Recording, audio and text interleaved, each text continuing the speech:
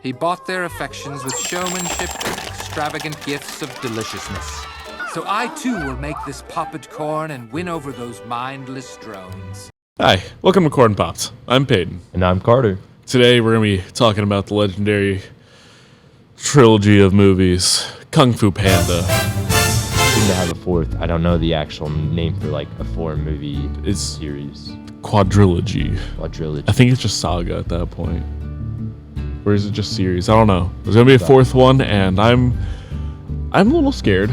A little, but I feel like Kung Fu Panda has always just like stayed true to its brand, like throughout all of its movies. Yeah, but the thing is, so with the fourth movie, I'm worried because they're introducing like just one character that's replacing the rest of like the what are they called? The Fearsome Five or something? Furious Five. It's the Furious Five. They're replacing all of them, and I hate that because I like the Seth Rogen Praying Mantis, and then Tigress, and then I forgot the other guys. Monkey, Crane. Oh yeah, Monkey. Yeah, Monkey. Monkey's just sassy, dude. Why did you save me? Monkey. Dude, I love Master Oogway. I'm so sad we'll get to that. I feel like overall though, most of them have been very good. I'm just very excited for the fact that they're gonna reintroduce, kind of in a way, Tai Lung.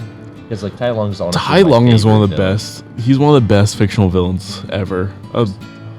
Like his flaw, like his one major flaw, like his massive ego, like lasted through everything and caused him pretty much everything down to his lost toe. And like I just think that's beautiful that they did that the whole way through. Like, he first started being like an egomaniac when he first started. It's partially Shifu's fault. Like I'd like to say this, it's partially because like he hyped him up. Like he's like, you are going to be the Dragon Warrior. Yeah, it's gonna be you. And then he literally spent his whole life training for this, and then Oogway just went, no, you are not the Dragon Warrior, pal. Which is like really sad because like I understand Tai Lung. I understand where Tai Lung is coming from, and because I too would become like a villain if the thing I was working for, I was told that like, hey, no, you can't. You will never be that. Yeah, it's crazy too because like I feel like he's honestly such a relatable villain. But also just because of like his massive power, like compared to everyone else, and like how they made him like this way overpowered guy up until the very end.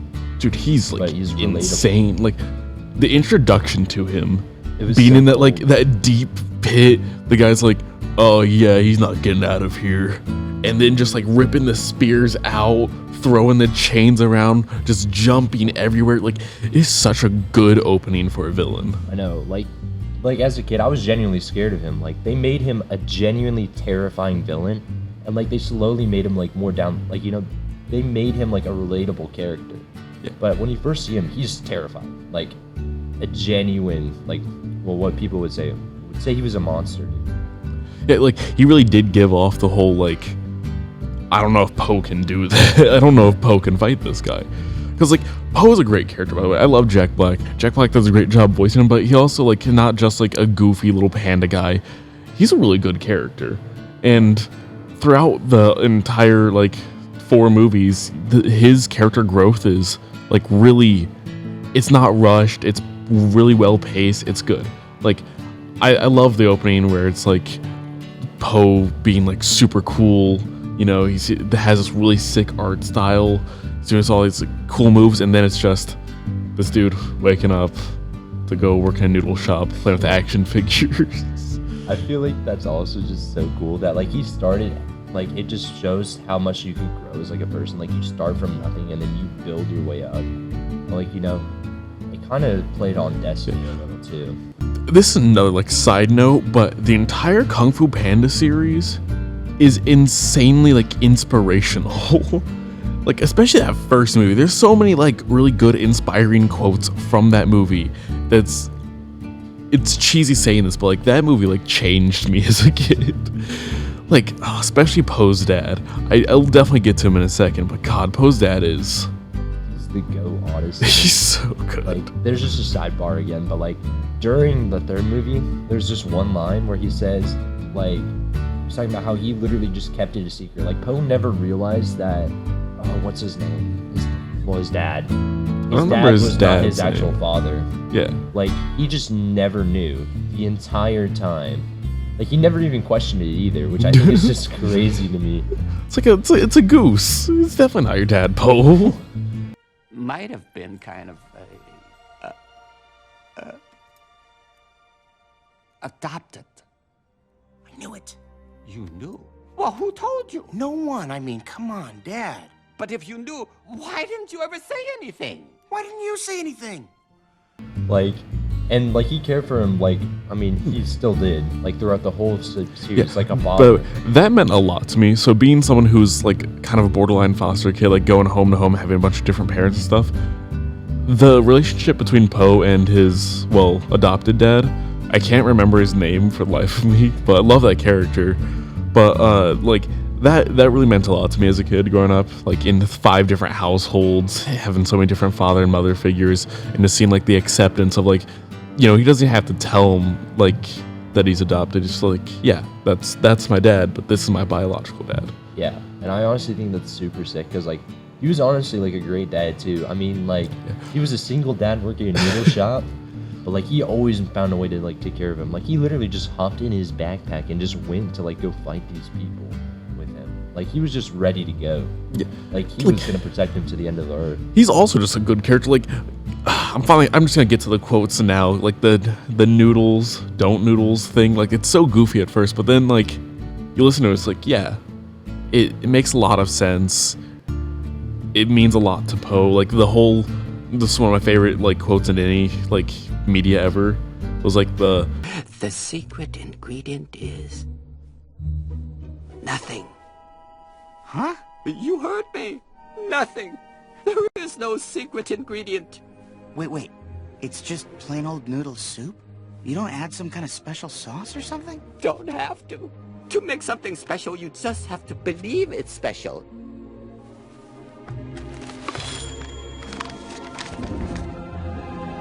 the secret ingredient to the secret ingredient noodle soup is nothing. It's just believing that there is one, so you think there is one, and you taste it. Yeah, see, I think that also just like, it shows how wise he is, dude. Like, he was just, I don't know, a very intelligent guy. Like, he knew what he was doing the whole time. Or like, he kept the, sorry, another sidebar, but like, he kept the fact that he could fly for Poe for like 20 years. I vividly remember this. He could fly. Like, he just, I don't know, he was all around a great There's just character. a lot about that character. Like, I would love just a little short film just about him, because we don't know anything about him, and we don't need to. It's just we accept that, like, yeah, that's him. He runs a noodle shop. He runs a noodle shop. That's Poe's dad. Like, speaking of Poe, should probably start, like, finally get to, like, the beginning of where it all starts. Him going up that staircase that changed the future of that entire world was just Poe walking up some stairs because he wanted to see these, like, kung fu fighters. Yeah, and personally, that showed like his perseverance, like over everything, because like he struggled getting up the stairs, and then he got the door slammed in his face. So like, you know, he struggled to get into the arena, and I think that's part of the reason why Oogway like wanted to pick him, just because like, I mean, some people would argue it was fate that put him right there, but also I think it was partially due to the fact that like, you know, he was a hardworking individual, and like Oogway saw that like, you know, he was raised in like a very good household. He was good determined heart, and had like very strong determination. Yeah, like he was determined to see these people do kung fu tricks, and that was it. He did not care about like anything else. He just wanted to like this small little thing that meant really nothing. He went out of his way to do some wacky stuff, like get a cart of fireworks and blow himself over the gates to see. And that's part of the reason why I just love Poe's character too, because like, you know, he doesn't have like, you know, an objective, like just fueling himself, like, you know, he's not like, yeah, I'm gonna go beat these guys in a fight, or I'm gonna become the Dragon Warrior. He's also like, another thing about Poe, which makes him like he's the Dragon Warrior, is he's not like the ideal warrior. He's a big dude. He's slow.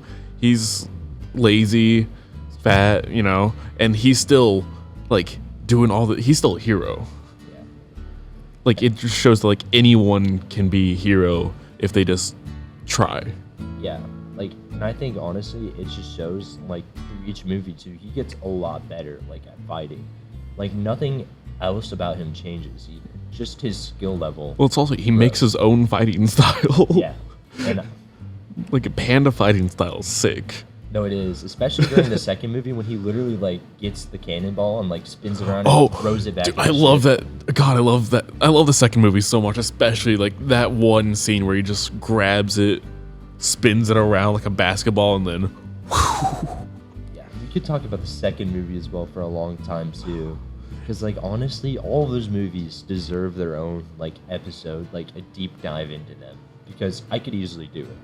Yeah, like the villains alone can have entire episodes because of DreamWorks never misses with their villains. DreamWorks always has the best villains. I'm talking like even their newest one, like the new Puss in Boots, Yes, the wolf from yeah. that movie, one of the best villains I've ever seen. Every single Kung Fu Panda villain has been great. Even like the third movie.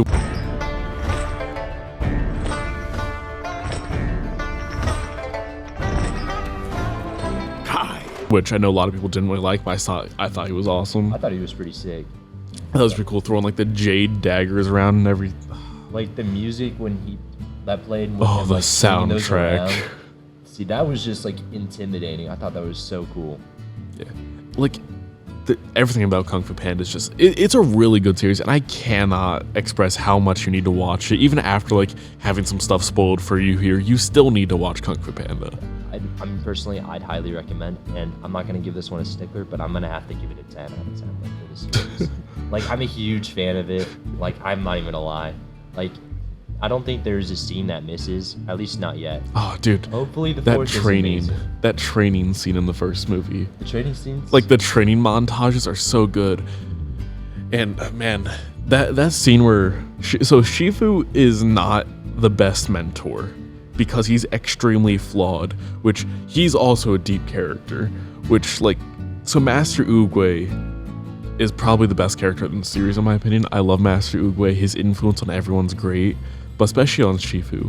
So in the first movie, you have Shifu who's like, Po can't be the Dragon Warrior. He's just some guy. He's just some guy who does nothing but sleep and eat. And Master Oogway is just like, hey, he may not seem like it, but that man, that's a hero right there. He's the one in the prophecy. And like Shifu like telling Po to like get out of here. You'll never be the Dragon Warrior. Master Oogway made a mistake. He's old. He's dying. He made a mistake. It's probably like Tigress. And then Po like walking out, sitting by that like peach tree, talking to Master Oogway. Is well, there's this Oogway or Shifu? I think it's Shifu he talks to actually. Yeah. Well, no, it's Oogway because the past is in the past. Yesterday was the past. Well, yeah. Today is a gift. That's why it's called the present. I just love the fact that Shifu though outright says when he like leaves, like disappears in the air. I'm not sure if that is a death. I don't know if that's like him entering. He dies. Well, yeah. I don't know how to explain it other than like he just turns into rose petals. But like when he says I'm not ready, like I feel like that just showed a lot. And like over time you can see him like grow into more of like a full-on leader. In the third movie, he's like he's almost at the same level as Oogway. Yeah, and I feel like that's really cool character development throughout the films because like you could tell Shifu at the first movie was a little lost. Almost Oogway there. every character in the series has a lot of development. Even like the side like Tigress. Tigress goes from being like, no, I'm like she almost has the same route as Tai Lung. They're both big cats too, which I think they did that on purpose. But they both have like the same like route, except Tigress accepts that hey, I might not be the Dragon Warrior, but I'm still a warrior. Yeah, and she also just hated Poe at the beginning. Like absolutely. Everyone hated Poe at the beginning. Okay, that's true. But like that's one thing I love is that they all like grew to love him and like accept him for who he is. Yeah, because he's like Poe's just amazing. Yeah, overall he's just amazing. character. Great fighter, amazing friend, great chef. And every single food that they had in that movie, I wanted to try, and I still want to try. Especially the dumplings. I want those dumplings so bad. I also think it's like the first movie has so many good scenes, but like when they're doing the training and they have like the dumplings trying to like catch them out of the air with the chopsticks, That was so cool to me, and I still really want those dumplings. Those are the best looking dumplings I've ever seen. Yeah, especially when they're steaming right in the bowl. That just looks so good. Looks so good.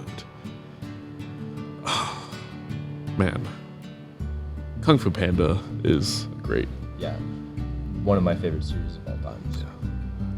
Seth Rogen as the praying mantis was also an amazing choice. I don't even remember him ever doing anything other than just being Seth Rogen as a praying mantis. I feel like every character is just Seth Rogen as whatever he is. Yeah, Seth Rogen just plays himself, just as an animal, I guess. Yeah. Alright, have anything else we should go over? No. I say there's literally just too much to talk about. Yeah, I was gonna say, not trying to make the video way too run on. Yeah, I did just edit like an hour and a half thing. Alright, well that's gonna do it for this week. If you have any movie suggestions for next week, let us know. And we'll see you then. I'm Peyton. And I'm Carter. Thank you for watching Corn Popped. Lights out.